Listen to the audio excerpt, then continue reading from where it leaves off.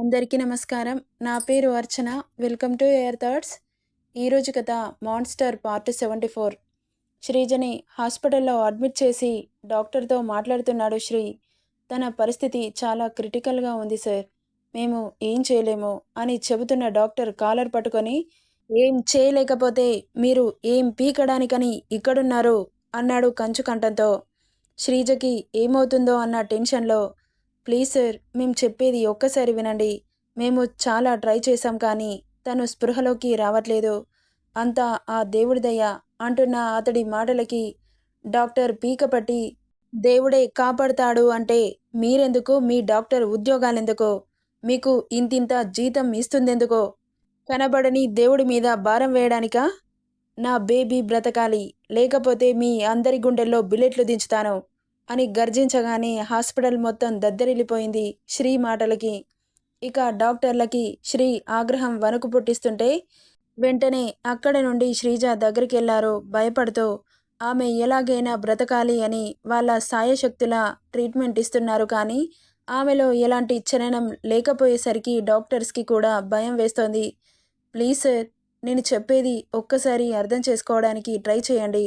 ఆమె బాడీ ట్రీట్మెంట్కి రియాక్ట్ అవ్వట్లేదు. చూద్దాం, రేపటి వరకు మా శక్తి కంటే మించి ప్రయత్నిస్తున్నాం అని అర్థమయ్యేలా చెప్పి అక్కడి నుండి వెళ్ళిపోయారు డాక్టర్స్. ఇక శ్రీ వాళ్ళ మాటలకి గుండె మెలిపెట్టినట్లు అవుతుంటే ఆమె ఎప్పుడు లేస్తుందా అని కళ్ళు కాయలు కాచేలా చూస్తూ ఉన్నాడు. బాధపడకు కన్నా, శ్రీజకి ఏం కాదు. నువ్విలా వీక్ అయిపోతే ఎలా చెప్పు? ధైర్యంగా ఉండు శ్రీ అంటున్న వాసవి మాటలకి ఏం మాట్లాడలేదు శ్రీ. అలా 2 రోజులు గడిచాయి. ఎలాంటి చలనం లేదు శ్రీజలో. ఇక 1000 కళ్ళతో ఎప్పుడు లేస్తుందా అని చూస్తున్న శ్రీ ఆమెను చూడాలని మనసు కలవరపడుతుంటే ఇక ఒక్కో అడుగు వేస్తూ వెళ్ళాడు లోపలికి. కోమలమైన చేతులకి డ్రిప్స్ చూడగానే చాలా బాధేసింది అతనికి. తెలియకుండానే కళ్ళల్లో నీళ్లు చేరి ఆమెను గట్టిగా హత్తుకోవాలని ఉన్నా పక్కన కూర్చుంటూ, ఎందుకే నన్ను వదిలిపోవాలని ఇంతలా ఆరాటపడుతున్నావు? 5 సంవత్సరాలు నాకు దూరంగా ఉన్నావు, సరిపోలేదా? చిన్నప్పుడు నన్ను వదిలేసి వెళ్ళిపోయావు. ఇప్పుడు కూడా ఈ రకంగా బాధ పెడుతున్నావు. నీకు ఏం పాపం చేశాను Sreeja? Don't leave me baby, please. నన్ను వదిలి ఎక్కడికి వెళ్ళకే. నిన్ను వదిలి నేను క్షణం కూడా ఉండలేను. Love you, love you so much. నువ్వు నా ఊపిరిగా ఎప్పుడో మారిపోయావు. నువ్వు వదిలి శాశ్వతంగా వెళ్ళిపోతే ఊపిరి అందక చచ్చిపోతానే. నేనంటే నీకు ప్రాణం కదా. నా ప్రాణం నిలబెట్టడానికైనా నువ్వు బ్రతకాలి అని ఆమె చేతిని తీసుకొని ముద్దు పెట్టగానే అతడి కన్నీళ్ళు ఆమె చేతిని అభిషేకిస్తుంటే అతడి అనంతమైన బాధ ఆమె మనసుకు తాకినట్లు కనుగుడ్లు కదిపింది శ్రీజ.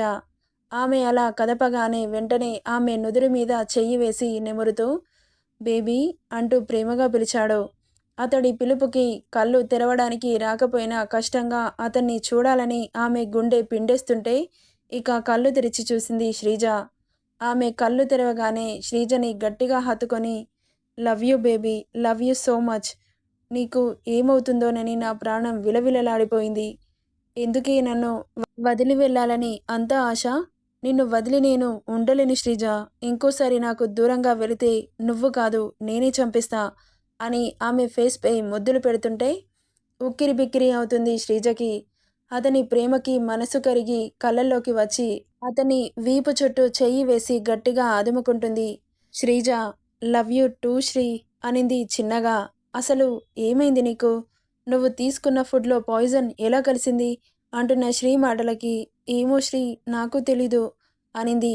కానీ అప్పటికే బాబు తెలుసుకున్నాడని తెలీదుగా. ఇక డాక్టర్స్తో మాట్లాడి ఆమెకు అవుట్ ఆఫ్ డేంజర్ అని తెలుసుకున్న తర్వాతే హాస్పిటల్ బిల్ సెటిల్ చేసి శ్రీజని తీసుకొని ఇంటికి బయలుదేరారు. ఆమెను మెల్లగా లోపలికి తీసుకెళ్లి బెడ్ మీద పడుకోబెట్టాడు శ్రీ.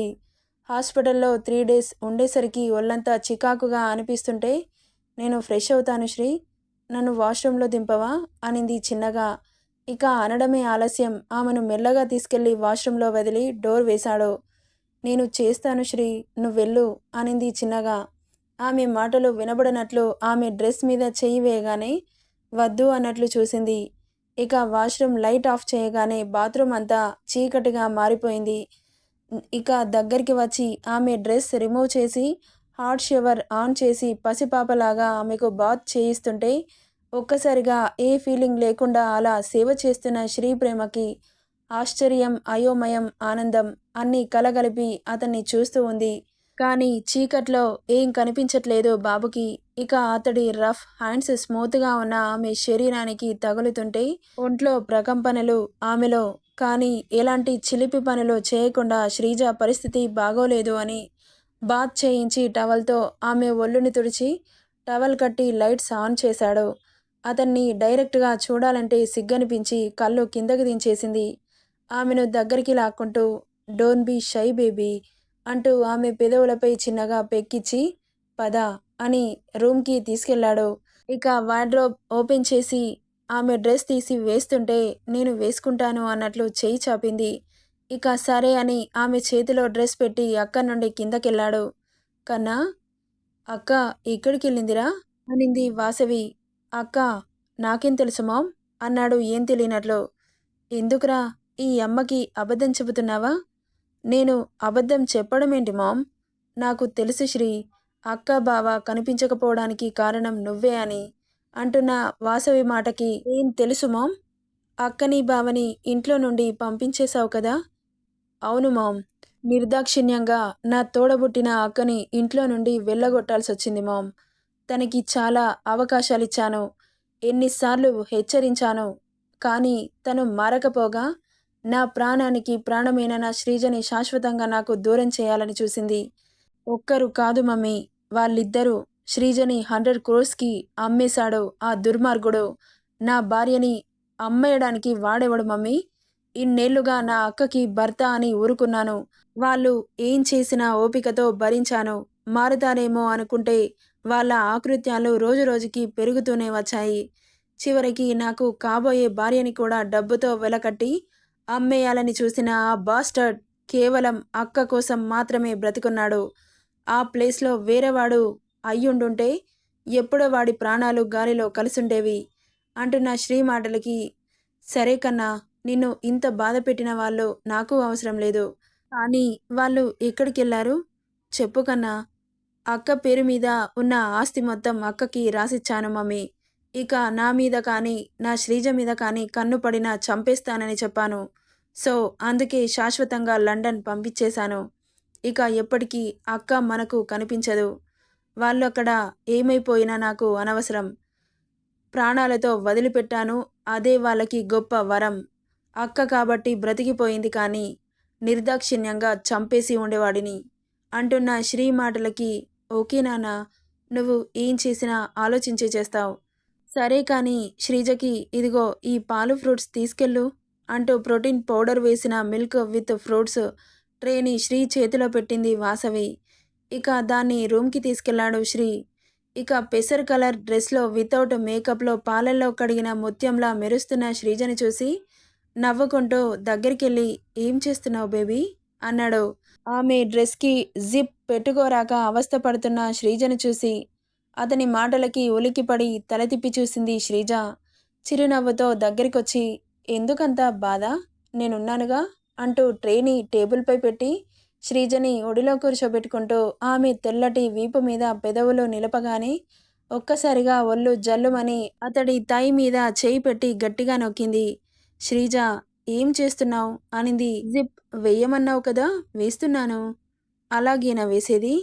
నాకు ఇలాగే వచ్చు. ప్లీజ్ శ్రీ, నువ్వలా చేస్తుంటే నాకు ఏదేదో అయిపోతుంది. ఏమైపోతుంది? నీకు తెలీదా? తెలుసు. మరెందుకు అడుగుతున్నావు? నీ నోటితో విందామని. నేను చెప్పను. ప్లీజ్ చెప్పవే, వినాలనుంది. ఏం చెప్పాలి అంటున్న శ్రీజ మాటలకి మళ్ళీ వీపు మీద మొద్దు పెట్టి, ఇప్పుడు ఏమనిపించిందో చెప్పు అనగానే అతడి వైపుకు తిరిగి అతన్ని గట్టిగా హత్తుకొని అతడి చెస్ట్ కనిపిస్తుంటే మొద్దు పెట్టి, ఇలా చూపించి నన్ను టెంప్ట్ చేద్దామనుకుంటున్నావా శ్రీ అనింది. ఆమె మాటలకి నవ్వాడు. ఇక అతడి బుగ్గల నిండా మొద్దులు పెట్టి నుదిటి మీద మొద్దు పెడుతూ, నాకేమైనా అయితే ఏం చేసేవాడివి అనింది అతని కళ్ళల్లోకి చూస్తూ. నువ్వు బ్రతికున్నావనే నా ఊపిరిలా ఆడుతుంది. నీకేమైనా అయితే నా శ్వాస ఎప్పుడో ఆగిపోయి ఉండేది. నువ్వు నా ఊపిరిలా కలిసిపోయావు. నా ఊపిరి లేనప్పుడు నేనెలా బ్రతికుంటానే అన్నాడు చాలా ఇంటెన్స్డ్గా. అతని మాటలకి కళ్ళ నీళ్లతో చూసి గట్టిగా హత్తుకుంటుంది శ్రీజ. ఆమె తల మీద ముద్దు పెడుతూ వెనకాల జిప్ పెట్టేసి డోంట్ క్రై బేబీ అని వెన్ను నిమిరి పాలు తాగు అంటూ పాల గ్లాస్ తీసి శ్రీజ చేతిలో పెట్టాడు. ఇక కాదనకుండా పాల గ్లాస్ని కంప్లీట్ చేసి పక్కన పెడుతుంది. ఫ్రూట్స్ కూడా తినిపించి కాసేపు రెస్ట్ తీసుకో అని ఆమెను బెడ్ మీద పడుకోబెట్టి ఆమె పక్కన కూర్చున్నాడు శ్రీ. నిద్ర రావడం లేదు, పడుకుంటే అదే వస్తుంది, కళ్ళు మూసుకో అని తల మీద చెయ్యి పెట్టి నిమురుతూ ఉంటే ఇక అతడు ఉన్నాడు అన్న ధైర్యంతో మెల్లగా కళ్ళు మూసింది శ్రీజ. అక్కని చూసి వెళ్దామని వచ్చిన అరుణ్ ఇదంతా చూడగానే ఒక్కసారిగా అతని కళ్ళల్లో నీళ్లు చేరాయి. ఇక వాళ్ళని డిస్టర్బ్ చేయాలనిపించక అక్కడి నుండి వెళ్ళిపోయాడు అరుణ్. నెక్స్ట్ ఏం జరుగుతుందో నెక్స్ట్ పార్ట్లో చూద్దాం. ఈ స్టోరీ ఎలా ఉందో కామెంట్ చేయండి friends. Thank you for listening.